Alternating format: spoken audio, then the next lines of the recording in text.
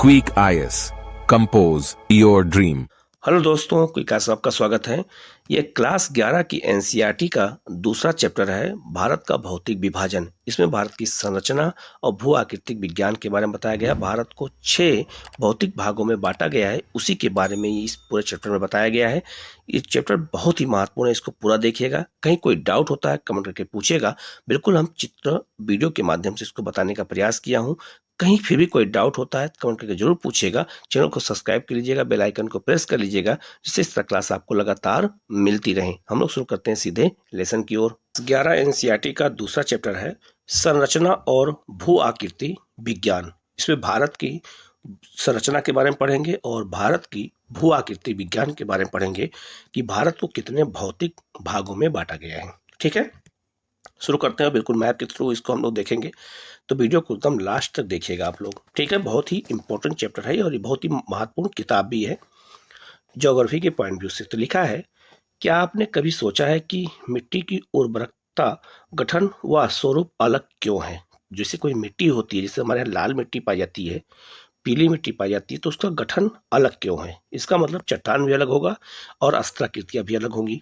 आपने यह भी सोचा होगा कि अलग अलग स्थानों पर चट्टानों के प्रकार भी भिन्न होते हैं, क्योंकि चट्टान भी जब भिन्न है तो मिट्टी भी भिन्न होगी। चट्टानें व मिट्टी आपस में संबंधित हैं, क्योंकि असंगठित चट्टानें वास्तव में मिट्टियां ही हैं।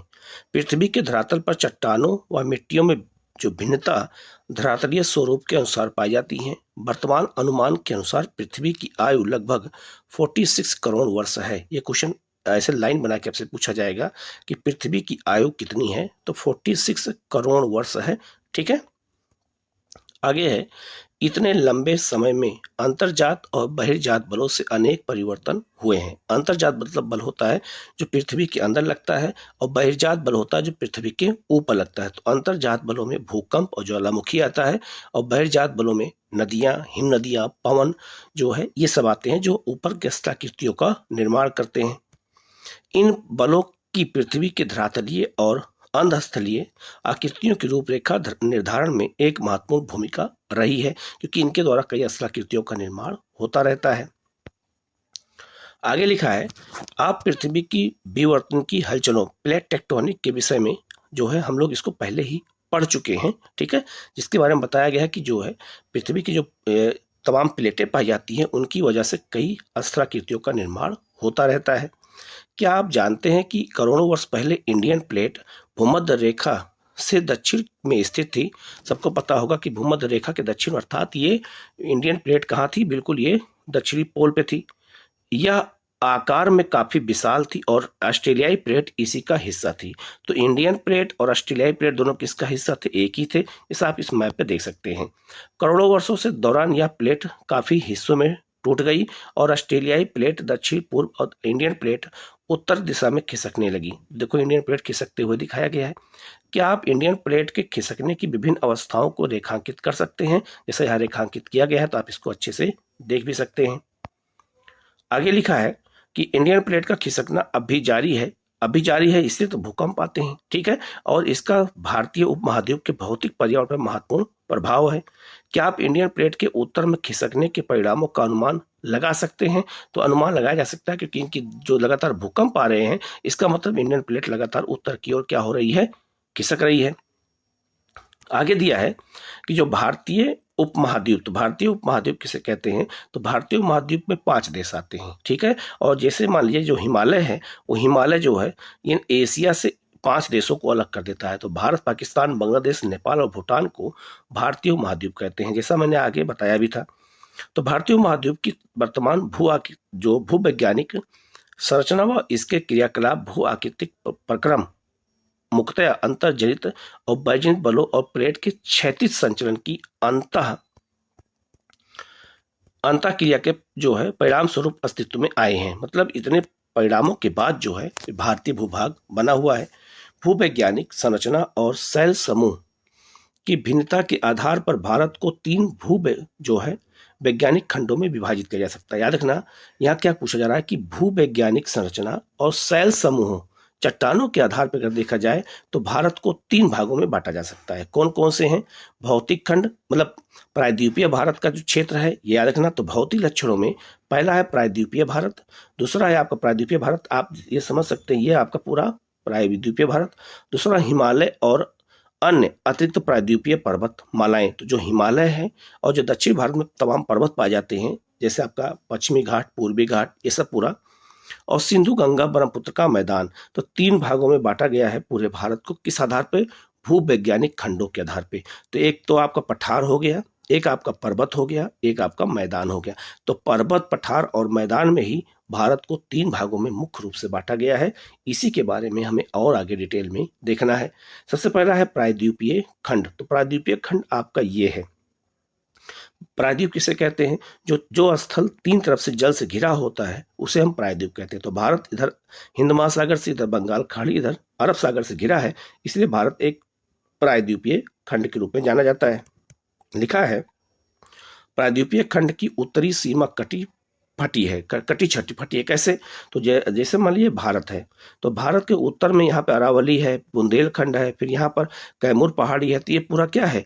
कटा छटा है, इसीलिए इसको कह रहा है उत्तरी सीमा कटी छटी हुई है। आगे कह रहा है जो कच्छ से आरंभ होकर के अरावली पहाड़ियों के पश्चिम से गुजरती हुई दिल्ली तक और फिर यमुना और गंगा नदी के समानांतर राजमहल की पहाड़ी और गंगा डेल्टा तक जाती है। तो उत्तरी जो सीमा है उस पे कौन कौन सा क्षेत्र है? तो कच्छ का है, आपका अरावली पहाड़ी है, दिल्ली से क्या यमुना, गंगा यमुना का मैदान है, फिर राजमहल की पहाड़ी झारखंड में है, फिर गंगा का डेल्टा है। इससे जो है उत्तरी सीमा एक समान नहीं है, मतलब उत्तरी सीमा में जो है उतार चढ़ाव देखने को मिलता है। आगे लिखा है इसके अतिरिक्त उत्तर पूर्व में कार्बी एनोलोंग। तो कार्बी एनोलोंग पठार कहाँ? ये असम में है, याद रखना। कार्बी एनोलोंग पठार उत्तर पूर्वी भारत असम में है। वह मेघालय का पठार, ये कहा है मेघालय में है, और पश्चिम बंगाल में जो है पश्चिमी में राजस्थान भी इसी खंड के विस्तार है। ठीक है, तो ये पूरा जो क्षेत्र है इसी प्रायद्वीपीय भारत का मतलब उत्तरी सीमा को बताता है। आगे लिखा है पश्चिमी बंगाल में मालदा भ्रंश उत्तर पूर्वी भारत में स्थित मेघालय और कार्बी एनोलोंग पठार को छोटा नागपुर पठार से अलग करता है। ये कैसे अलग करता है इसको ध्यान से समझने की जरूरत है। अब इसमें मालदा भ्रंश क्या होता है पहले इसको हम समझा देते हैं आपको, यहाँ मैप बना करके बिल्कुल अच्छे से। जैसे मान लीजिए ये इंडिया का मैप है और यहीं से इसके बाद आपका नॉर्थ ईस्ट शुरू हो जाता है। ठीक है, तो यहाँ पर मेघालय का पठार है और यहाँ छोटा नागपुर का पठार है। तो छोटा नागपुर का पठार से ही टूट करके मेघालय का पठार अलग हुआ है और यहाँ कार्बी एनोलोंग का पठार है, ये असम में। तो ये सब टूट करके छोटा नागपुर के पठार से अलग हुआ है। तो छोटा नागपुर का पठार ये है और मेघालय का पठार ये है। तो जो बीच का ये गैप है यही, इसी को मालदा गैप कहते हैं। इसी के बारे में यहाँ बात हो रही है। ठीक है, तो यहाँ लिखा हुआ है जो है मालदा जो है भ्रंश के बारे में, इसी मालदा भ्रंश कहते हैं, याद रखना ये चीज। ठीक है, तो पूछा जाएगा मालदा भ्रंश कहाँ है, तो याद रखना ये जो है मेघालय और जो है छोटा नागपुर के पठार के बीच में स्थित है। राजस्थान में यह प्रायद्वीपीय खंड मरुस्थल व मरुस्थल सदृश अस्त्राकृतियों से ढका हुआ है। तो प्रायद्वीपीय भाग का जो उत्तरी भाग है ये आपका पूरा सीमा को बना दिया गया है। आगे यहाँ लिखा है प्रायद्वीप जो है मुख्यतः प्राचीन जो है नाइस और ग्रेनाइट से बना हुआ है। तो आपसे पूछा जाएगा कि जो प्रायद्वीपीय पठार है वो किसका बना हुआ है, तो नाइस से और जो है ग्रेनाइट जो है नामक चट्टानों से बना हुआ है। कैम्ब्रियन कल्प से यह भूखंड एक कठोर खंड के रूप में खड़ा है। अपवाद स्वरूप पश्चिमी तट समुद्र में डूबा होने और कुछ हिस्से विवर्तन की क्रियाओं से मतलब प्लेट टेक्टोनिक क्रियाओं से परिवर्तित होते के उपरांत भी इस भूखंड के वास्तविक आधार तल पर प्रभाव नहीं पड़ा है, मतलब उसके नीचे कोई प्रभाव नहीं पड़ा है। इंडो ऑस्ट्रेलियाई प्लेट का हिस्सा होने के कारण यह ऊर्ध्वाधर हलचलों, ऊर्ध्वाधर मतलब भूकंपी हलचलों और खंड जो है भ्रंश से जो है ये प्रभावित है।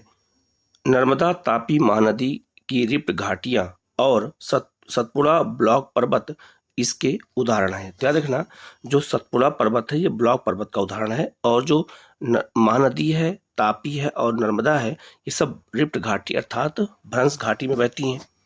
आगे लिखा है कि प्रायद्वीप में मुख्यतः अपशिष्ट पहाड़ियां शामिल हैं। अपशिष्ट पहाड़ियाँ उसे कहते हैं जो काफी टूट फूट जाती हैं, उन्हें हम अपशिष्ट पहाड़ियाँ कहते हैं। जैसे अरावली, नल्लामाला। नल्लामाला कहाँ पर है? तो ये आंध्र प्रदेश में है। और अरावली कहाँ है? यह राजस्थान में है। जवादी, जवादी पहाड़ी कहाँ है? इसे जवाड़ी कहते हैं, ये आपका तमिलनाडु में है। और बेलीकोंडा आंध्र प्रदेश में, पालकोंडा ये भी आंध्र प्रदेश में है। और ये सब अपशिष्ट पर्वत के उदाहरण है जो टूट फूट गए हैं। ऐसे ही क्वेश्चन आपसे जो है एग्जाम में पूछे जाएंगे। श्रेणियां और महेंद्रगिरी पहाड़ियां शामिल है। यहाँ की नदी घाटियां उथली और उनकी प्रवणता काफी कम होती है। तो उथला मतलब काफी गहरी नहीं है, और प्रवणता मतलब इनकी ढाल बहुत कम पाई जाती है। आगे लिखा है जो है इस पुस्तक में पढ़ाया भी गया है, इसके बारे में आगे बताया जा चुका है। लिखा है पूर्व की ओर बहने वाली अधिकांश नदियां बंगाल की खाड़ी में गिरने से पहले डेल्टा बनाती हैं, जैसे महानदी का डेल्टा, गोदावरी का डेल्टा, कृष्णा द्वारा निर्मित प्रमुख इसके उदाहरण होते हैं। तो याद रखना, जो महानदी का डेल्टा है, गोदावरी का, कृष्णा का, कावेरी डेल्टा है, ये सब जो है जो नदियां बंगाल की खाड़ी में गिरती हैं वही लोग इसका डेल्टा बनाती हैं। आगे लिखा है हिमालय और अन्य अतिरिक्त प्रायद्वीपीय पर्वतमालाएं। तो हिमालय भी एक पर्वतमाला है और अन्य प्रायद्वीपीय पर्वतमालाएं भी हैं, जैसे कठोर और स्थिर प्रायद्वीपीय खंड। तो जो प्रायद्वीपीय खंड है वो स्थिर भी है और कठोर भी है, कि विपरीत हिमालय और अतिरिक्त प्रायद्वीपीय पर्वतमालाओं की भूवैज्ञानिक संरचना तरुण मतलब कि नवीन है, दुर्लभ, उबड़ खाबड़ है और लचीली, टूट फूट जाती हैं। यह पर्वत जो है वर्तमान समय में भी बहिर्जात और अंतर्जात बलों की अंतर्क्रियाओं से प्रभावित है। तो आज भी भूकंप से और नदियों द्वारा सबसे आज भी प्रभावित है। इसके परिणाम स्वरूप इनमें वलन मतलब फोल्ड, भ्रंश, रिफ्ट और छेप जो है इसमें दरारें बनते हैं। इन पर्वतों की उत्पत्ति विवर्तन की मतलब प्लेट टेक्टोनिक हलचलों से जुड़ी हुई है।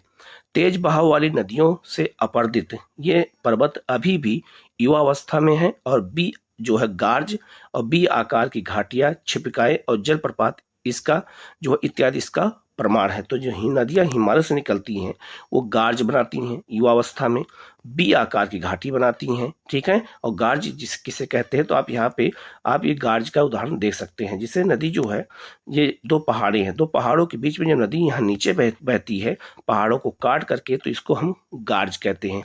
तो सिंधु नदी का गार्ज बनता है, सतलज का गार्ज बनता है, ब्रह्मपुत्र नदी गार्ज बनाती है। और बी आकार की घाटी ऐसे होती है, ये बी आकार की घाटी हो गया। छिपिकाएं, नदियां कई धाराओं में बहती हैं। और जलप्रपात हो गया, जो झरने होते हैं जिसे हम जो है उन्हें क्या कहते हैं? जलप्रपात कहते हैं। तो इसका सबका प्रमाण हमें वहां पर मिलता है। आगे लिखा है गंगा यमुना, गंगा सिंधु ब्रह्मपुत्र का मैदान। तो याद रखना, जो उत्तर भारत का मैदान है वो 3 नदियों से बना है, सिंधु से, गंगा से और ब्रह्मपुत्र से। भारत का जो तृतीय भूवैज्ञानिक खंड है वो सिंधु, गंगा और ब्रह्मपुत्र नदियों का मैदान है। मूलतः यह एक भू अभिनति गर्त है। भू अभिनति गर्त का मतलब हो गया जो हिमालय है, हिमालय के बाद जो है मिट्टी के जमा होने से इसका निर्माण हुआ है। किसका? गंगा के मैदान का। तो उसी को भू अभिनति गर्त कहा गया है। आगे लिखा है जिसका निर्माण मुख्य रूप से हिमालय पर्वत माला निर्माण प्रक्रिया के तीसरे चरण में लगभग 6.4 करोड़ पहले हुआ था। मतलब हिमालय बनने के बाद जो है इस मैदान का निर्माण हुआ। क्यों? क्योंकि हिमालय से ही नदियां निकली हैं जो इन मैदानों का निर्माण किया है। तब से इसे हिमालय और प्रायद्वीप से निकलने वाली नदियां अपने साथ लाए हुए अवसादों से पाट रही हैं। इन मैदानों में जड़ोड़ की औसत गहराई 1000 से 2000 मीटर है। तो जो हिमालय है हमारा, इसे आप इसको हम मैप के माध्यम से समझें। इससे आपका ये हो गया आपका ट्रांस हिमालय, ये गिरेट हिमालय, ये लघु हिमालय, ये शिवालिक। इसके बाद आपका प्रायद्वीपीय पठार हो गया। तो जो ये बीच का गैप है इसमें नदियां जो है अवसाद ला ला करके इसको जमा करती जा रही हैं, और इसी से जड़ोड़ मिट्टी का निर्माण हुआ है। जो इसकी गहराई कितनी है? तो 1000 से लेकर के 2000 मीटर तक गहराई है। तो ये प्रायद्वीपीय भारत हो गया, ये आपका हिमालय हो गया, और ये गंगा, सिंधु और जो है आपका ब्रह्मपुत्र का मैदान हो गया, जिसके बारे में ये बताया गया है। आगे लिखा है ऊपर लिखित वृत्तांत से पता चलता है कि भारत के विभिन्न क्षेत्रों की भूवैज्ञानिक संरचना में महत्वपूर्ण अंतर है। इसके कारण दूसरे पक्षों जैसे धरातल और भू आकृति पर दूरगामी प्रभाव पड़ता है। भारतीय उपमहाद्वीप पे भूवैज्ञानिक और भू आकृतिक प्रक्रियाओं का यहाँ भू आकृति और उच्चावच पर महत्वपूर्ण प्रभाव पाया जाता है। तो जो भूवैज्ञानिक प्रभाव है और जो प्रक्रियाएं हैं भू आकृतिक, इससे हमारे देश में एक समतल मैदान ना होकर के उच्चावच है, कहीं पर्वत है, कहीं पठार है, तो कहीं मैदान है। अब हम आते हैं भू आकृति। तो भारत की भू आकृति को अगर देखा जाए तो भारत को भू आकृति के आधार पर 6 भागों में बांटा गया है। इसी के बारे में यहाँ पर डिटेल में हमें पढ़ना है। तो लिखा है, किसी स्थान की भू आकृति उसकी संरचना, प्रक्रिया और विकास की अवस्था का परिणाम होता है। तो जो किसी भी देश की भू आकृति जो होती है वो संरचना, प्रक्रिया और विकास का ही परिणाम होता है, जिससे भू आकृतियां अनेक प्रकार की बनती हैं। भारत में धरातलीय विभिन्नताएं बहुत महत्वपूर्ण हैं। इसके उत्तर में एक बड़े क्षेत्र में उबड़ खाबड़ स्थलगिति है। इसमें हिमालय पर्वत श्रृंखलाएं हैं। तो हिमालय पर्वत सबसे उत्तर में हो गया, जिसमें अनेकों घाट चोटियां हैं, सुंदर घाटियां हैं और महाखड्ड हैं, जिसे हम कैनियन कहते हैं। ठीक है। दक्षिण भारत एक स्थिर परंतु जो है कटा फटा पठार है। स्थिर है क्यों? क्योंकि ये बहुत ज्यादा कठोर का बना हुआ है, जहां अपरदित चट्टान खंड और कगारों की भरमार है। कगार मतलब हो गया जहां पठार या पर्वत अचानक समाप्त हो जाते हैं, उसे हम कगार कहते हैं। इन दोनों के बीच उत्तर भारत का विशाल मैदान स्थित है, जिसे भी मैंने आपको मैप बना के बताया था। तो मोटे तौर पर अगर देखा जाए तो मोटे तौर पर भारत को निम्नलिखित भू आकृतिक भागों में बांटा गया है। तो 6 भागों में भारत को बांटा गया है। पहला है उत्तर और उत्तर पूर्वी पहाड़ियां। दूसरा है उत्तर का विशाल मैदान, इसे कह सकते हैं, या उत्तर का जो है भारत का मैदान, प्रायद्वीपीय पठार, भारतीय मरुस्थल, तटीय मैदान और द्वीप समूह। तो इतने भागों में भारत को बांटा गया है, ये हमें याद करने की जरूरत है। तो अगर पूछा जाए भारत को भू आकृति के आधार पर कितने भागों में बांटा गया है, तो 6 भागों में। और अगर कहा जाए कि भारत को जो है भू वैज्ञानिक आधार पर कितने भागों में बांटा गया है, तो 3 आधार पर बांटा गया, जिसे मैंने ऊपर आपको बता दिया है। तो इतनी बेसिक जानकारी अगर हम यहाँ नहीं रखेंगे तो हमारे क्वेश्चन गलत हो जाएंगे। अब सबसे पहले हम बात करेंगे उत्तर और उत्तर पूर्वी जो है पर्वतमाला। तो उत्तर और उत्तर पूर्वी पर्वतमालाओं की अगर हम बात करें तो सबसे पहले अगर हिमालय की बात करें तो हिमालय को लंबवत आधार पर बांटा गया है। कैसे? ट्रांस हिमालय, फिर ग्रेट हिमालय, फिर आपका लघु हिमालय और फिर शिवालिक। आप ये मैप देख सकते हैं। तो इसको हिमालय को ये लंबवत आधार पर बांटा गया है और हिमालय को क्षैतिज आधार पर बांटा गया है। तो आप इस मैप पे देख सकते हैं, पहले आपका पंजाब या कश्मीर हिमालय है, इसके बाद है आपका कुमायूं हिमालय, फिर नेपाल हिमालय, फिर असम या अरुणाचल हिमालय और फिर जो है पूर्वोत्तर की पहाड़ियां। तो नदियों के आधार पर इनको बांट दिया गया। आप इस मैप को ध्यान से देखिएगा तो नदियों के आधार पर इसको बांटा गया है। जैसे आप देखिएगा सिंधु और सतलज के बीच में या वो है आपका पंजाब हिमालय है या कश्मीर हिमालय है। सिंधु और सतलज से लेकर के काली के बीच में कुमायूं हिमालय, काली से लेकर तिस्ता तक नेपाल हिमालय, तिस्ता से लेकर ब्रह्मपुत्र तक आपका असम या अरुणाचल हिमालय और फिर उसके बाद पूर्वोत्तर की पहाड़ियां स्थित हैं। ठीक है। तो इसी के बारे में डिटेल में यहाँ पे बताया गया है। इसी के बारे में हमें पढ़ना है। तो भारत का जो पहला जो क्षेत्र है वो उत्तर और उत्तर पूर्वी पर्वतमाला है। तो लिखा है उत्तर और उत्तर पूर्वी पर्वतमाला में और हिमालय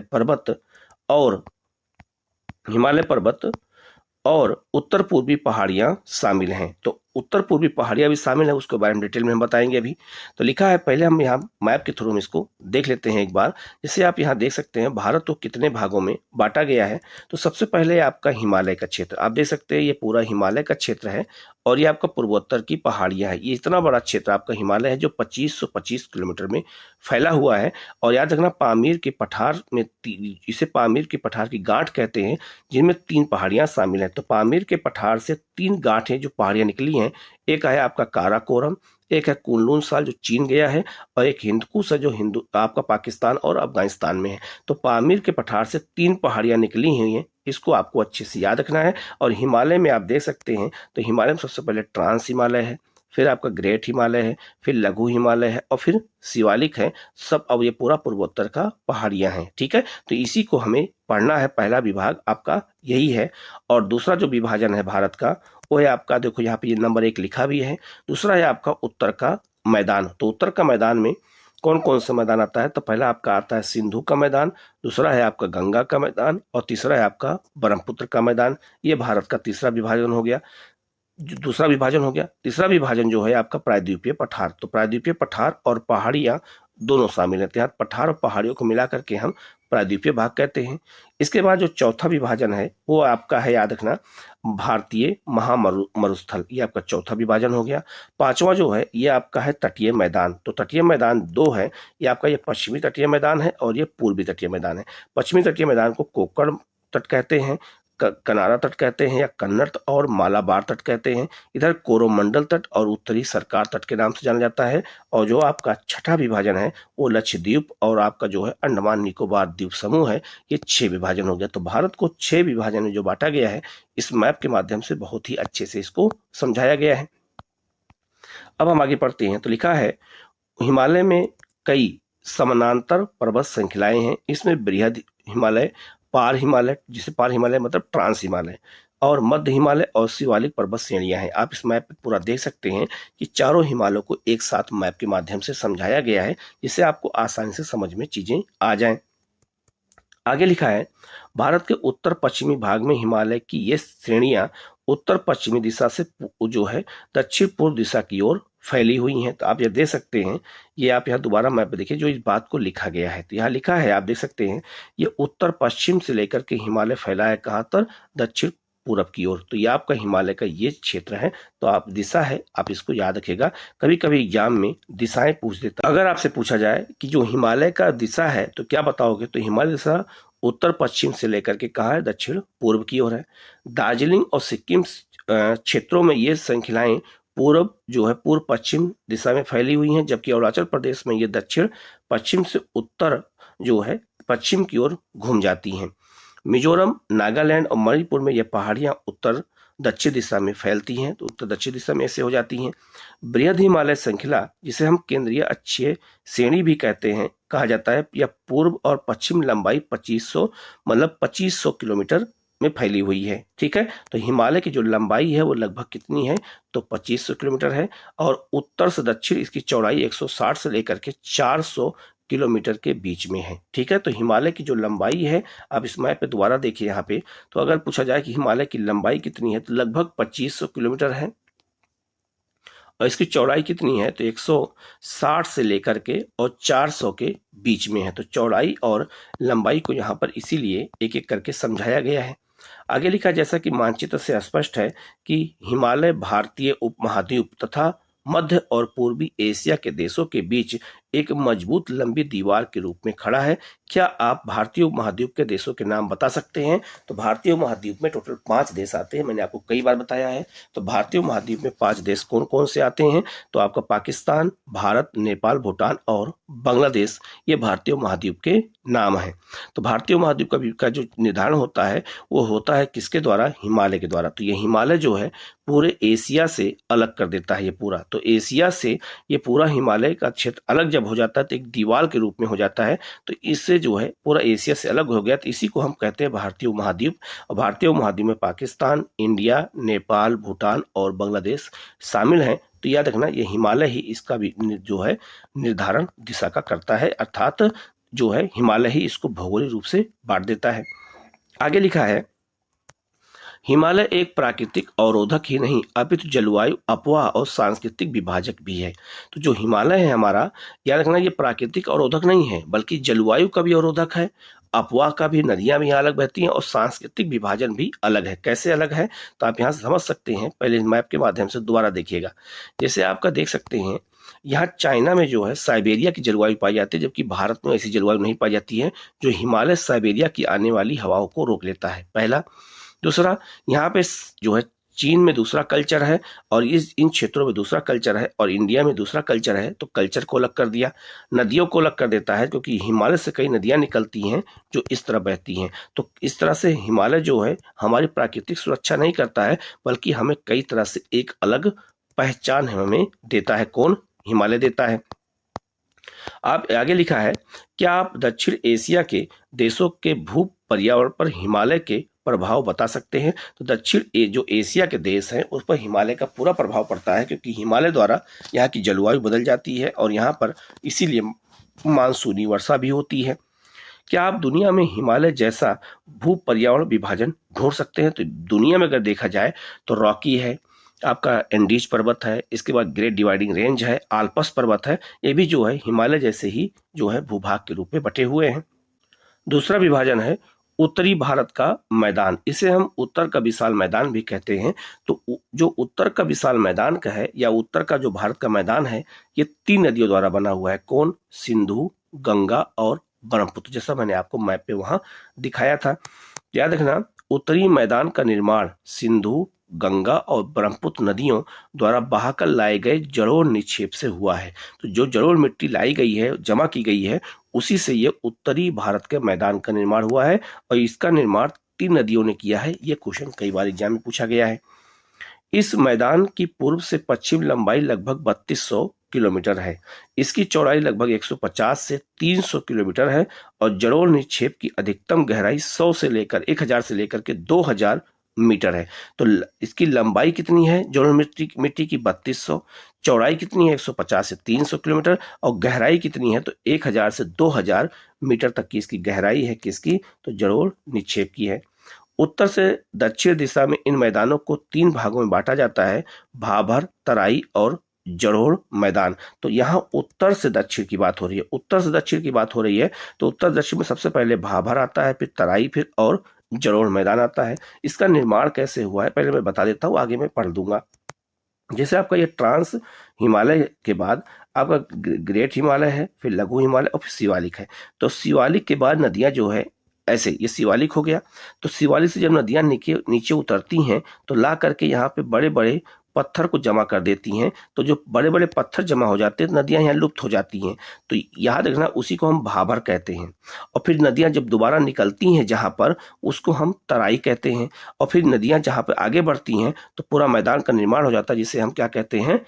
जलोढ़ मैदान का क्षेत्र कहते हैं। तो आप इस 2 चीजों से हम इसको पहले मैप के माध्यम से इसको हम समझा देते हैं।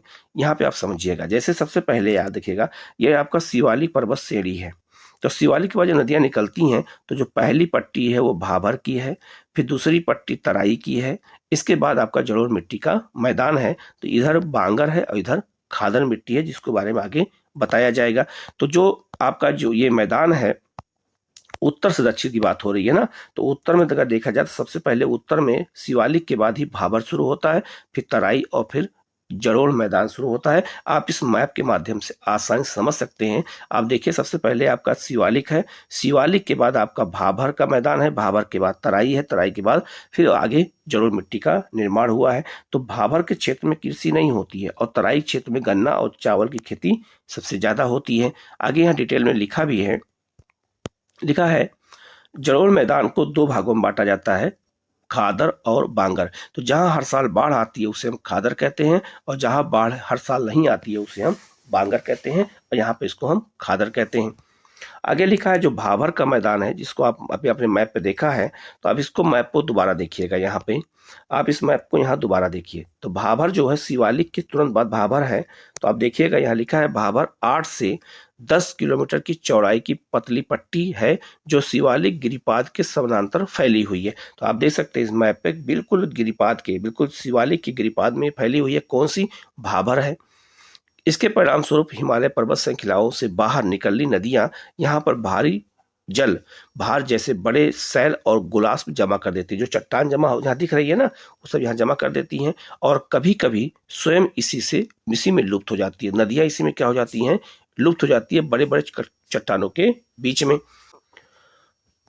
आगे लिखा है भाभर के दक्षिण में तराई क्षेत्र है। तो भाभर के दक्षिण में तराई आपको दिख रहा होगा, ठीक है। तो भाभर के दक्षिण में तराई क्षेत्र है, ठीक है। लिखा है आगे कि जिसकी चौड़ाई 10 से 20 किलोमीटर है। तो भाभर के बाद तराई पड़ गया। भाभर क्षेत्र में लुप्त नदियां इस प्रदेश में धरातल पर निकलकर प्रकट होती हैं क्योंकि इनकी निश्चित वाहिकाएं नहीं होती हैं, क्योंकि ये लगातार अलग धाराओं में बैठती हैं। यह क्षेत्र अनूप बन जाता है। अनूप मतलब दलदली बन जाता है, जिसे हम तराई कहते हैं। तो अनूप का मतलब भी होता है दलदल। आर्द्र भूमि को अनूप वन भी कहते हैं। तो याद रखना यहाँ पर जो है दलदली क्षेत्र बन जाता है, जिसे हम क्या कहते हैं? तराई कहते हैं। यह क्षेत्र प्राकृतिक वनस्पति से ढका रहता है और विभिन्न प्रकार के वन्य प्राणियों का ये घर भी होता है। कौन सा? तराई। तो दुधवा नेशनल पार्क हो गया आपका, बिहार में वाल्मीकि नेशनल पार्क हो गया, सब इसी क्षेत्र में स्थित है। आगे लिखा है तराई से दक्षिण में मैदान है जो पुराने और नए जलोढ़ से बना होने के कारण बांगर और खादर कहलाता है। तो आपका बांगर का क्षेत्र आपका पूर्वी उत्तर प्रदेश, पंजाब और हरियाणा है और खादर में बिहार, बंगाल और आसाम है।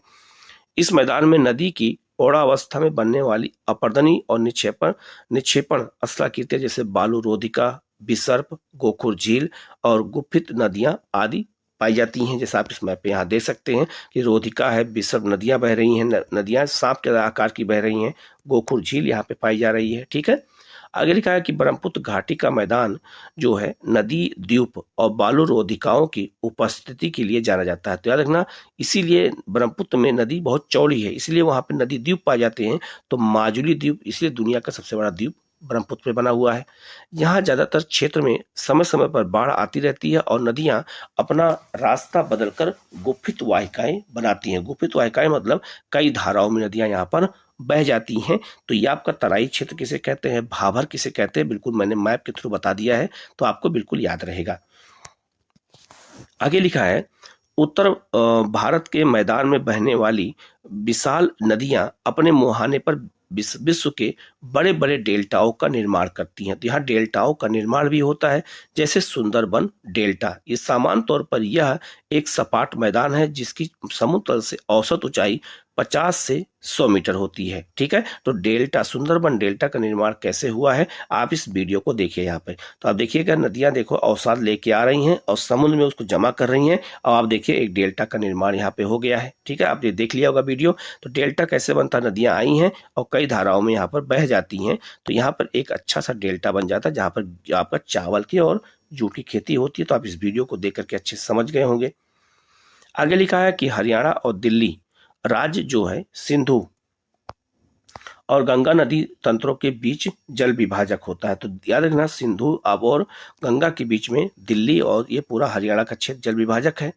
ब्रह्मपुत्र नदी अपनी घाटी में उत्तर पूर्व से दक्षिण पश्चिम दिशा में बहती है, परंतु बांग्लादेश में प्रवेश करने से पहले यह धुबरी के समीप एक नदी दक्षिण की ओर 90 डिग्री घूम जाती है और यह मैदान उपजाऊ जड़ों से बने हैं।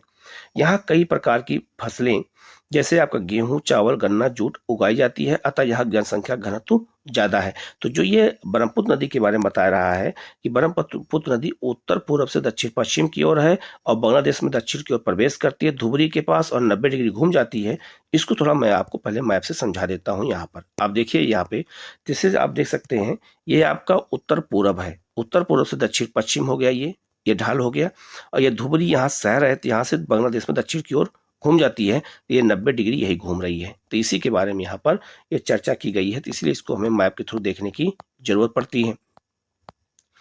आगे लिखा है प्रायद्वीपीय पठार। अब हम प्रायद्वीपीय पठार की बात करें तो प्रायद्वीपीय पठार आप इस मैप पे देख सकते हैं कि प्रायद्वीपीय पठार में कई पठार आते हैं, जैसे आपका मालवा का पठार, जैसे आपका बुंदेलखंड पठार, बघेलखंड पठार, छोटानागपुर का पठार, मेघालय का पठार, दक्कन का पठार, और कई यहाँ पे पहाड़ियां भी हैं। तो इन पहाड़ियों और पठारों से पूरा हमारा प्रायद्वीपीय क्षेत्र बना हुआ है।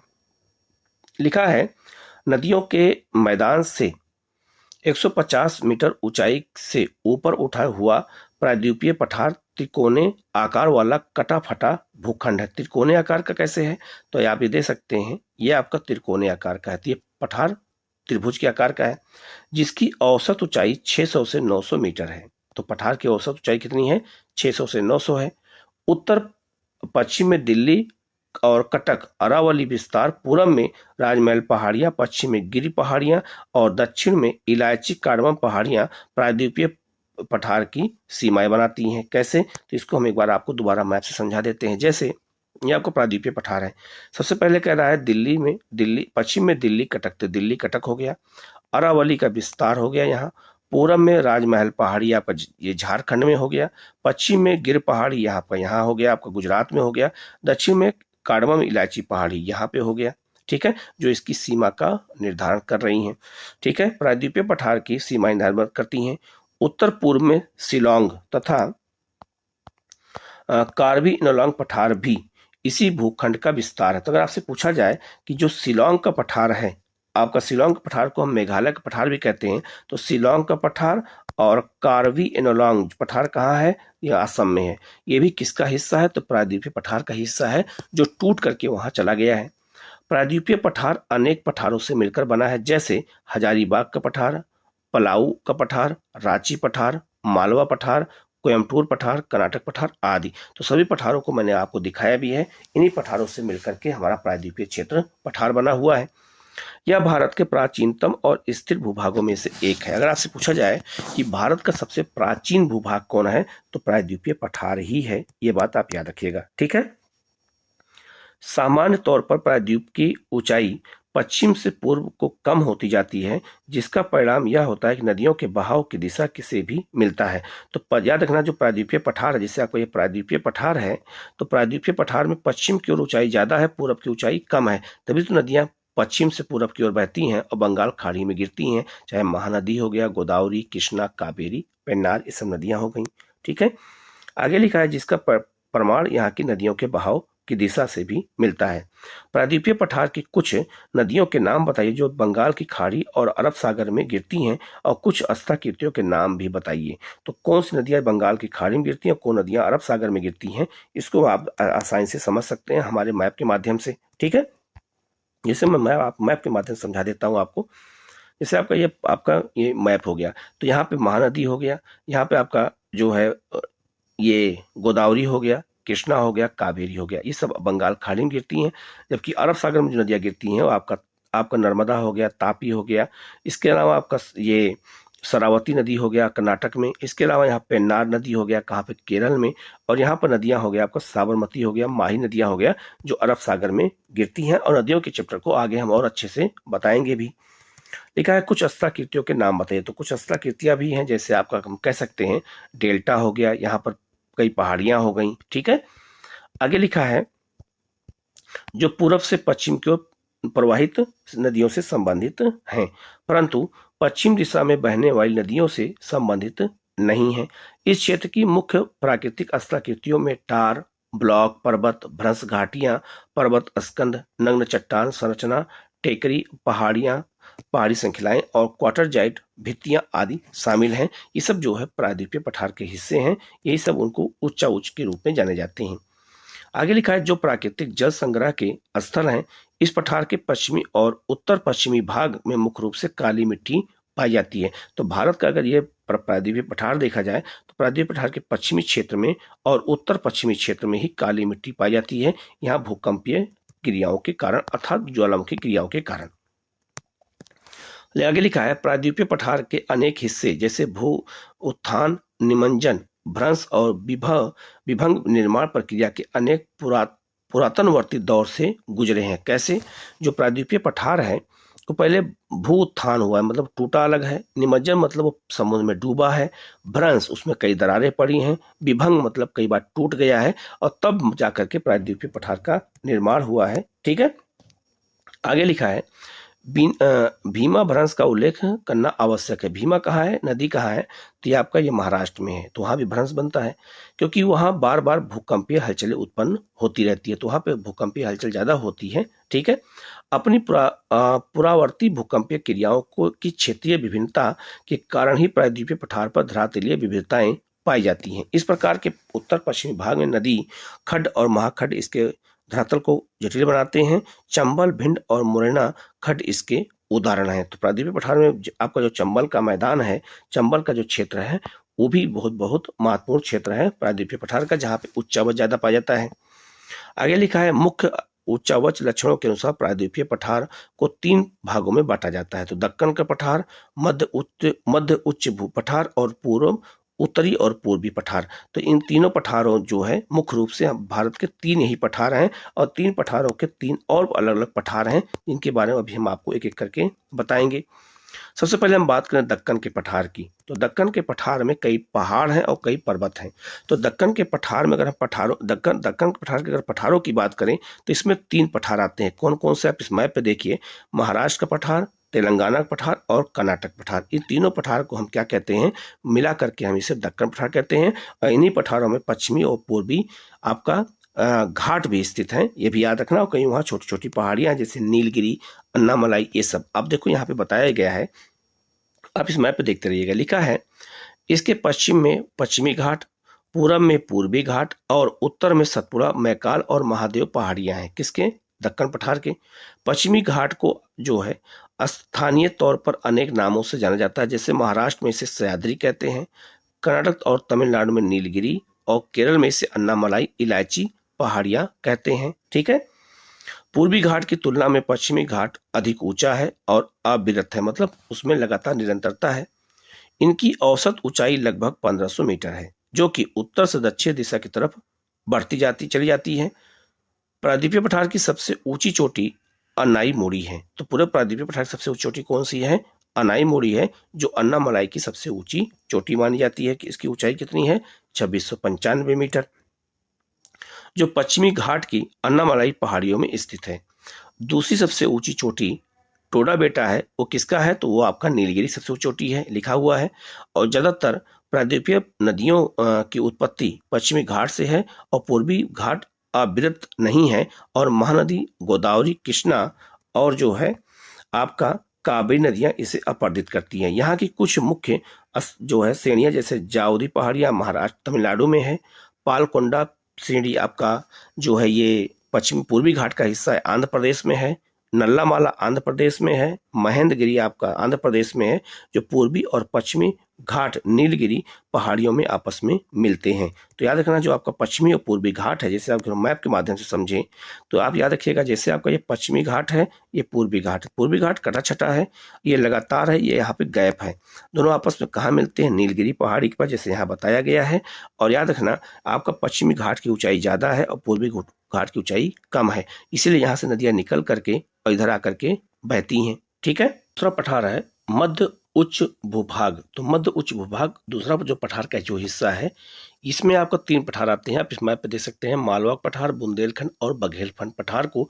ये भारत के मध्य में है, इसलिए इनको कहते हैं मध्यवर्ती उच्च भाग, उच्च भूमि कहते हैं, पठार कहते हैं। लिखा है पश्चिम में अरावली पर्वत इसकी सीमा बनाती है। तो इसकी सीमा बनाती है अरावली पर्वत।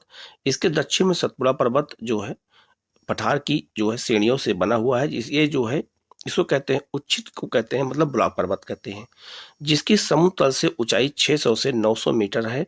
ये दक्कन पठार की उत्तरी सीमा बनाते हैं। तो ये दक्कन पठार के सबसे उत्तर में है।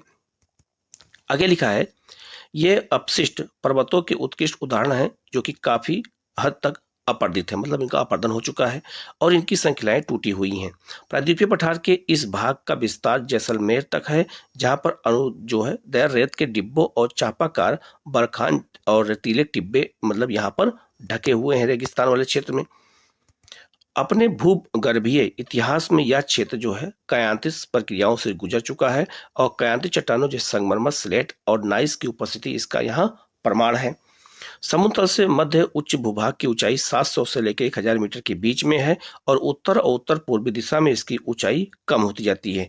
यमुना की अधिकतर सहायक नदियां विंध्याचल और कैमूर पहाड़ियों से निकलकर बनास चंबल की एकमात्र मुख्य सहायक नदी है, जो पश्चिम में अरावली से निकलती है। तो अरावली ये याद रखना, जैसे अरावली पर्वत है तो इसके जो है पश्चिम में बनास नदी निकलती है, एकमात्र नदी है, जबकि पूरब में नदी निकलती है लूनी। मध्य उच्च भूभाग का पूर्वी विस्तार राजमहल की पहाड़ियां तक है। इसके दक्षिण में छोटा नागपुर की पहाड़ियां खनिज भंडारों का, मतलब खनिज पदार्थों का भंडार पाया जाता है। तो ये उस पहाड़ी में कौन कौन आता है मैंने बता दिया। अब आते हैं उत्तर पूर्व पठार। तो उत्तर पूर्व पठार में जो है कौन पठार आता है? तो इसमें 3 पठार आते हैं। मेघालय का पठार, खासी, ये आपका जो है मेघालय का पठार, और दंडकारण्य पठार, और जो है आपका ये जो है आपका छोटा नागपुर का पठार इसमें आता है। तो लिखा है वास्तव में यह प्रायद्वीपीय पठार का ही विस्तारित भाग होता है। तो ये प्रायद्वीपीय पठार का ही विस्तार था, जो टूट के वहां चला गया है। यह माना जाता है कि जो है हिमालय उत्पत्ति के समय इंडियन प्लेट के उत्तर पूर्व दिशा में खिसकने के कारण राजमहल पहाड़ियों और मेघालय के पठार के बीच भ्रंश घाटी बनने से यह अलग हो गया, जिसे मैंने आपको ऊपर बताया था। बाद में यह नदी द्वारा जमा किए गए जलोढ़ द्वारा पाट दिया गया, जैसे गंगा नदी हो गया। आज मेघालय और कार्बी एंगलोंग पठार इसी कारण से यह मुख्य जो है प्रायद्वीपीय पठार से बिल्कुल अलग है। जैसे मैंने आपको पहले बताया था कि जो प्रायद्वीपीय पठार है वो बिल्कुल क्या है, उसी से मेघालय पठार अलग हुआ, जिसे मालदा भ्रंश कहते हैं। इसमें आवास करने वाली जनजातियों के नाम बताइए, जो मेघालय के पठार में को 3 भागों में बांटती है। तो यहाँ गारो खासी जयंतियां पाई जाती हैं और यही 3 पठार स्थित हैं यहाँ पे। कौन कौन से? तो गारो, खासी और जयंतिया। आप इस मैप पे यहाँ देख सकते हैं कि गारो, खासी, जयंतिया जो है तीनों को पठार को दिखाया गया है, पहाड़ियों को दिखाया गया, क्योंकि गारो, खासी, जयंतिया 3 यहाँ जनजातियां पाई जाती हैं और इसी को हम मेघालय या शिलोंग के पठार के नाम से जानते हैं। और इसी में खासी पहाड़ी में ही जो है सबसे अधिक वर्षा भी होती है, ये भी हम आपको बता देते हैं यहीं पर। ठीक है। आगे लिखा है जो है जयंतिया पहाड़ियां हैं। तो या आप देखते रहिएगा यहाँ पे मैप पे जयंतिया पहाड़ियों को, ठीक है। लिखा है कि असम की कार्बी एनोलॉन्ग पहाड़ियां भी इसी का विस्तार हैं। तो छोटा नागपुर के पठार की तरह मेघालय के पठार भी कोयला और लोहा और सिलीमेंटाइन चूने के पत्थर और यूरेनियम के खनिज पदार्थों का भंडार है। तो याद रखना, छोटा नागपुर का पठार से ही टूट के मेघालय पठार हुआ, अलग हुआ है, इसीलिए यहाँ भी कोयला, लोहा और जो आपका सिलीमेनाइट और चूना, पत्थर, यूरेनियम जैसे खनिज यहाँ भी इसीलिए पाए जाते हैं क्योंकि दोनों एक ही थे। इस क्षेत्र में अधिकतर वर्षा दक्षिण पश्चिम मानसून से होती है। परिणाम स्वरूप मेघालय पठार एक अति अपर्दित भूतल है, चेरापूंजी नग्न चट्टानों से ढका स्थल है और यहाँ वनस्पति लगभग नहीं के बराबर है। यहाँ अधिक वर्षा होती है, पठार है तो सब मिट्टी कट जाती है, इसलिए यहाँ पे जो है आपका जो है ये पूरा एक पठारी क्षेत्र रूप में जाना जाता है। अब हम बात करते हैं भारतीय महामरुस्थल की, जिसे हम मरुस्थल कहते हैं, महामरुस्थल कहते हैं। ये भारत और पाकिस्तान दोनों फैला हुआ है। आप इस मैप पे इसकी लोकेशन को आसानी से समझ सकते हैं। तो विशाल भारतीय मरुस्थल अरावली पहाड़ी से उत्तर पूर्व में स्थित है। तो उत्तर पूर्व में स्थित है, याद रखना, अरावली पहाड़ी से। यह एक जो है उबड़ खाबड़ भूतल है जिस पर बहुत से अनुदैर्घ्य रेतीले टीले और जो है बरखान पाए जाते हैं। तो बरखान किसे कहते थे? ये जो टीलों जो आपके बालू की पहाड़ियां पाई जाती है उसमें उसको हम बरखान कहते हैं। ये आप मैप पे देख सकते हैं। यहाँ पे लिखा है आगे, यहाँ पर वार्षिक वर्षा 150 मिलीमीटर से कम होती है और परिणाम स्वरूप यह एक शुष्क और वनस्पति रहित क्षेत्र होता है। यहाँ पे वनस्पतियां कम पाई जाती हैं। इन्हीं अस्त्राकृतिक गुणों के कारण इसे हम मरुस्थली के नाम से जाना जाता है। यह माना जाता है कि मेसोजोइक काल में यह क्षेत्र समुद्र का हिस्सा था। मेसोजोइक एक मतलब समय था, तो यह अनुमान लगाया गया पहले यहाँ पर एक समुद्र था। इसकी पुष्टि अकाल में स्थित काश जीवाश्म पार्क में उपस्थित परमाणु और जैसलमेर के निकट ब्रह्मसर के आसपास के समुद्री निक्षेपों से होती है। मतलब इस क्षेत्र में खुदाई हुई तो यहाँ पे समुद्री जीव पाए गए, तो अनुमान लगा लिया गया कि यहाँ पर कभी समुद्र रहा होगा जहाँ आज मरुस्थल है। काश जीवाश्म की आयु लगभग 18 करोड़ वर्ष आकी गई। यद्यपि इस क्षेत्र की भू आकृतिक चट्टान संरचना प्रायद्वीपीय पठार का विस्तार है, तथापि अत्यंत सूक्ष्म दशाओं के कारण इसकी धरातलीय आकृतियां जो हैं वो क्या हो गई हैं, थोड़ा सा अलग हो गई हैं। ठीक है, तो भौतिक अपक्षय और मानव जो है पवन क्रिया द्वारा निर्मित है। यहाँ की जो है प्रमुख अस्त्राकृतियां जो है हस्तांतरित रेतीले टीले, छत्र, चट्टाने और मरु उद्यान। मरु उद्यान मतलब होता है कि जो है मरुस्थलों में छोटे छोटे पार्क पाए जाते हैं, दक्षिण भाग में स्थित हैं। ढाल के आधार पर मरुस्थल को दो भागों में बांटा जाता है, सिंधु की ओर का ढाल वाला उत्तरी भाग और कच्छ की ढाल वाला दक्षिणी भाग। याद रखना, तो जो मरुस्थल का क्षेत्र है आपका उत्तरी और दक्षिणी दो भागों में बांटा गया है। जो उत्तरी वाला भाग है वो आपको पाकिस्तान की ओर है और दक्षिणी वाला भाग को है ये कच्छ की ओर है। यहाँ की अधिकतर नदियां अल्पकालिक, अल्पकालिक मतलब होता है बहुत कम दूरी तय करके खत्म हो जाती हैं। मरुस्थल के दक्षिणी भाग में बहने वाली लूनी नदी एक महत्वपूर्ण नदी है। अल्प जो है वृष्टि और बहुत अधिक वाष्पीकरण की वजह से इस प्रदेश में हमेशा जल का घाटा बना होता है, मतलब घाटा रहता है, अर्थात यहाँ पर जल संकट बना रहता है क्योंकि यहाँ पर एक तो वर्षा कम होती है और यहाँ वाष्पीकरण अधिक होता है। आगे लिखा है, कुछ नदियां तो जो है थोड़ी दूरी तय करने के बाद ही मरुस्थल में लुप्त हो जाती हैं। यह अंतःस्थलीय अपवाह का उदाहरण है। तो याद रखना, जो आपका लूनी नदी है ये समुद्र तक नहीं पहुंच पाती है, बिल्कुल ये कच्छ के रण में लुप्त हो जाती है। इसीलिए इसको हम क्या कहते हैं, तो इसके लिए इसको हम कहते हैं अंतःस्थलीय अपवाह तंत्र कहते हैं। जहां नदियां झील या पलाया में मिल जाती हैं। झील या पलाया मतलब हो गया जो छोटे छोटे तालाब होते हैं मरुस्थलों में। इन पलाया झीलों का जल खारा होता है जिससे यहाँ नमक बनाया जाता है। तो इन्हीं झीलों में वाष्पीकरण अधिक होता है और यहाँ फिर नमक बनता है। अब आते हैं तटीय मैदान। तो हमारे यहाँ जो है दो तटीय मैदान है, आप इस मैप पे देख सकते हैं। दो तटीय मैदान है, आपका एक पूर्वी है, एक आपका पश्चिमी है। तो लिखा है, आप पहले ही पढ़ चुके हैं कि भारत की तटरेखा बहुत ही लंबी है। स्थिति और सक्रिय भू आकृतिक प्रक्रियाओं के आधार पर तटीय मैदानों को दो भागों में बांटा जाता है, एक पश्चिमी तटीय मैदान और एक पूर्वी तटीय मैदान। आप इस मैप पे देखते रहिएगा। तो जो पश्चिमी तटीय मैदान है वो जलमग्न तटीय मैदानों के उदाहरण है, मतलब ये जो है टूट के अलग हुआ है। ऐसा विश्वास है कि पौराणिक शहर द्वारिका जो किसी समय पश्चिमी तट पर इस मुख्य भूमि पर स्थित था, अब वो पानी में डूबा हुआ है। तो द्वारिका पानी में डूबा हुआ, तो इसका मतलब है कि वो क्षेत्र कभी ऊपर था, आज डूब गया है।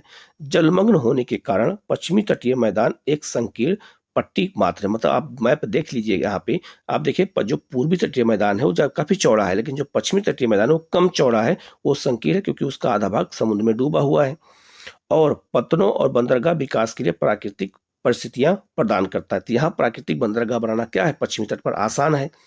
जहां पर स्थित प्राकृतिक बंदरगाहों में कांडला, मझगांव, तो कांडला कहाँ पर है, तो कांडला आपका है गुजरात में, मझगांव कहाँ पर, गोवा में। जो है JLN नवा जो है नवाहक सेवा, ये आपका मुंबई में है। मर्म गोवा आपका ये गोवा में है। इसके अलावा आपका मंगलोर ये कर्नाटक में है। कोचीन केरल में शामिल है। तो ये सारे बंदरगाह हैं और ये जो है पश्चिमी तट पर स्थित हैं। आगे लिखा है, उत्तर में गुजरात तट से दक्षिण में केरल तट तक फैले पश्चिमी तटीय मैदान को निम्नलिखित भागों में बांटा जा सकता है। तो इसके मैदान को हम कई भागों में बांट सकते हैं, जैसे गुजरात का कच्छ और काठियावाड़ तट, महाराष्ट्र का कोकर तट, गोवा तट, कर्नाटक और केरल के क्रमशः मालाबार तट शामिल हैं। तो आपको यहाँ हम पहले मैप के माध्यम से चीजों को बता देते हैं, इसको आप लोग अच्छे से याद रखिएगा। जैसे हम आपका याद रखना, ये आपका पश्चिमी तट है, तो याद रखना ये आपका कच्छ का तट है, ये आपका काठियावाड़ तट है, और सूरत से लेकर गोवा तक इसको कोकर तट कहते हैं। गोवा से लेकर के और आपका जो है न्यू मंगलोर तक इसे कन्नड़ तट कहते हैं, और न्यू मंगलोर से लेके इसको यहाँ कन्याकुमारी तक इसे मालाबार तट कहते हैं। आप इस मैप पे भी यहाँ देख सकते हैं कि इसको मैंने जो है दो तरीके से समझाया है, एक बना करके, एक मैप के माध्यम से, ठीक है। तो पश्चिमी तट के मैदान को अलग अलग नामों से जाना जाता है। पश्चिमी तटीय मैदान मध्य में संकीर्ण है। मध्य में देखिए, आप इस मैप को ध्यान से देखिए, ये मध्य में पतला है, परंतु उत्तर और दक्षिण में थोड़े चौड़े हैं, जैसा वहां आपको दिखाया गया है। इस तटीय मैदान में बहने वाली नदियां डेल्टा नहीं बनाती हैं। क्यों? क्योंकि ये कम दूरी तय करती हैं और सीधे समुद्र में गिर जाती हैं। जैसे आप इस समझ में ध्यान से समझिएगा, जैसे आपका ये है, आपका ये पश्चिमी घाट है, तो यहाँ पे ये नदियां यहाँ पर कम दूरी तय करती हैं, इसलिए डेल्टा नहीं बनाती हैं। जो नदियां लंबी दूरी तय करती हैं वही डेल्टा बनाती हैं। लिखा है, मालाबार तट पर स्थित अस्त्राकृतिया कयाल, जिसे हम क्या कहते हैं, बैक वाटर कहते हैं, झीलों का निर्माण यहाँ पर होता है, ठीक है। यहाँ पे मछली पकड़ने और अंतरस्थलीय नौकायन के लिए प्रयोग किया जाता है। तो याद रखना, वहाँ छोटी छोटी झीलें पाई जाती हैं केरल साइड में, और पर्यटकों के लिए विशेष आकर्षण का केंद्र होते हैं। केरल में हर वर्ष प्रसिद्ध नेहरू ट्रॉफी जो है ये कहाँ मनाई जाती है, तो ये आपका पुन्नामंदा कयाल में किया जाता है। तो नौका दौड़ होती है कहाँ पर, तो ये नौका दौड़ होती है आपका केरल में।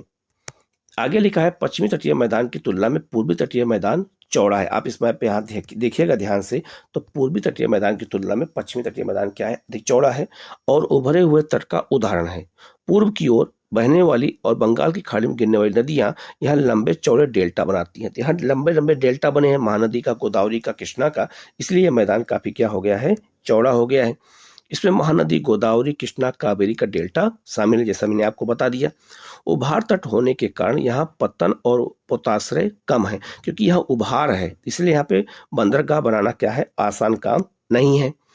यहाँ पर प्रायद्वीपीय शेल्फ की चौड़ाई 500 जो है किलोमीटर है, जिसके कारण यहाँ पतनों और पोताश्रयों का विकास मुश्किल है, क्योंकि यहाँ पर जो मग्न तट है, आप देखिएगा मग्न तट यहाँ पे काफी चौड़ा है, इसलिए यहाँ पे जल्दी से वो नहीं बनाया जा सकता है बंदरगाह, क्योंकि गहराई कम हो जाती है। पूर्वी तट के कुछ पत्तनों के नाम बताइए। तो पूर्वी तट पे कौन कौन से बंदरगाह हैं, तो आप इस मैप पे यहाँ पे देख सकते हैं कि पूर्वी तट पे बंदरगाह कौन कौन से हैं। जैसे आपका कोलकाता बंदरगाह है, उड़ीसा में आपका आप देख सकते हैं, तो उड़ीसा में आपका बंदरगाह का नाम है पारादीप है, आंध्र प्रदेश में विशाखापट्टनम है, इसके बाद चेन्नई बंदरगाह है, तुतीकोरिन बंदरगाह है, एल्लोर बंदरगाह है। तो ये पूर्वी तट के प्रमुख बंदरगाह हैं, आप इस मैप पे देख करके याद कर लीजिएगा। अब आते हैं द्वीप समूह। तो भारत में 2 द्वीप समूह हैं, एक आपका अरब सागर में है, वो है आपका लक्षद्वीप, और बंगाल खाड़ी में है आपका अंडमान निकोबार द्वीप समूह। तो लिखा है, भारत में 2 प्रमुख द्वीप समूह हैं, एक बंगाल की खाड़ी में और दूसरा अरब सागर में। बंगाल की खाड़ी के द्वीप समूह में लगभग 572 द्वीप हैं, और ये द्वीप 6 जो है उत्तर डिग्री और अक्षांश से लेकर के 14 उत्तर और 92 पूरब से 94 पूरब के देशांतरों के बीच में स्थित हैं। ये बहुत महत्वपूर्ण बात बताई गई है। रीची द्वीप समूह और जो है लक्षद्वीप द्वीप समूह यहाँ के 2 प्रमुख द्वीप समूह हैं, और बंगाल की खाड़ी के द्वीपों को 2 भागों में बांटा गया है। यहाँ पे जो है उत्तर में अंडमान और दक्षिण में निकोबार। तो अंडमान और निकोबार को बांटने के लिए 10 डिग्री चैनल है, आप इस मैप पे देख सकते हैं। यह द्वीप समूह समुद्र में जलमग्न पहाड़ियों का हिस्सा हैं। ये पहले पहाड़ी हैं जो समुद्र के अंदर हैं, ये ऊपर आ गए तो द्वीप बन गए। कुछ छोटे द्वीपों की उत्पत्ति ज्वालामुखी से जुड़ी हुई है। बैरन आइलैंड जो है नामक एक भारत का एकमात्र जीवंत ज्वालामुखी निकोबार द्वीप समूह में स्थित है। तो भारत का एकमात्र सक्रिय ज्वालामुखी कौन सा? बैरन है, जो अंडमान में स्थित है। यह द्वीप असंगठित कंकड़, पत्थरों और गोलास्मों से बना है, मतलब यहाँ पे बहुत ज्यादा चट्टानें पाई जाती हैं जो बहुत ज्यादा कंकेरी हैं। इस द्वीप समूह की मुख्य पर्वत चोटी में सैडलर पीक है, यहाँ की सबसे ऊंची चोटी है। इसके बाद जो है उत्तरी अंडमान में है ये माउंट डियोबोली, ये मध्य अंडमान में है। माउंट कोयोब दक्षिणी अंडमान में है। और माउंट लुथुर ग्रेट निकोबार में प्रमुख पहाड़ियां कहाँ पर हैं? तो ये आपका अंडमान निकोबार में है, ये भी एग्जाम में पूछा जाता है। पश्चिमी तट के साथ कुछ प्रवाल निक्षेप तथा खूबसूरत पुलीन है। यहाँ स्थित द्वीपों पर संवहनीय वर्षा होती है और भूमध्य रेखीय प्रकार की वनस्पति पाई जाती है। ठीक है, कि किसकी बात हो रही है? तो यह आपका लक्षद्वीप की बात हो रही है। आजकल लक्षद्वीप चर्चा में भी है। अरब सागर के द्वीपों में लक्षद्वीप और मिनिकॉय शामिल हैं। तो लक्षद्वीप और मिनिकॉय दो द्वीप शामिल हैं। आप इस मैप पे देख सकते हैं कि सबको अलग अलग डिग्री द्वारा बांटा गया है। तो आप यहाँ मैप पे आप ध्यान से देखिएगा, इस मैप पे मैंने बहुत अच्छे से की चीजों को बताया है। आप इसको अच्छे से गौर कर लीजिएगा कि जो लक्षद्वीप है वो कई द्वीपों का समूह है। जो मिनिकॉय और मालदीव है वो 8 डिग्री द्वारा अलग हो रहे हैं। आप इस मैप पे देखिएगा। इसके अलावा अगर हम बात करें तो 9 डिग्री द्वारा मिनिकॉय और कन्नानोर अलग हो रहे हैं। और आप देखिएगा अमीनी द्वीप और कन्नानोर 11 डिग्री चरण द्वारा अलग हो रहे हैं। ये क्वेश्चन कई बार एग्जाम में पूछा भी गया है। आगे लिखा है अरब सागर के द्वीपों में लक्षद्वीप और मिनिकॉय शामिल हैं। ये द्वीप 8 डिग्री है। उत्तर अक्षांश से 12 डिग्री उत्तरी अक्षांश और 71 पूर्वी देशांतर से लेकर 74 पूर्वी देशांतर के बीच में बिखरे हुए हैं।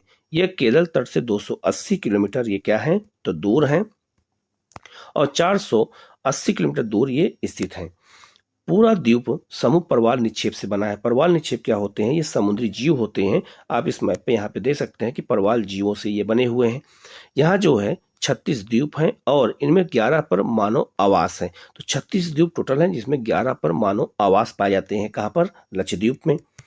आगे लिखा है मेनिकॉय सबसे बड़ा द्वीप है जिसका क्षेत्रफल 400 जो है 53 वर्ग किलोमीटर है। पूरा द्वीप समूह 10 डिग्री चैनल द्वारा 2 भागों में बटा हुआ है। ठीक है, तो 10 डिग्री चैनल द्वारा 2 भागों में तो बटा हुआ है, लेकिन इसमें कई अलग अलग भागों में बांटा गया, जैसे मैंने आपको ऊपर बताया है। उत्तर में अमीनी द्वीप और दक्षिण में कन्नानोर द्वीप है। इन द्वीप समूहों पर तूफान निर्मित पुलिन है जिन पर अबद्ध गुटिकाएं सीलिंग गोलास्मी और गोलास्म जो है पूर्वी समुद्र तट पर पाए जाते हैं। मतलब छोटे छोटे यहाँ पे जो समुद्र ये पत्थर के टुकड़े पाए जाते हैं उन्हीं को इन्हीं अलग अलग नामों से जाना गया है।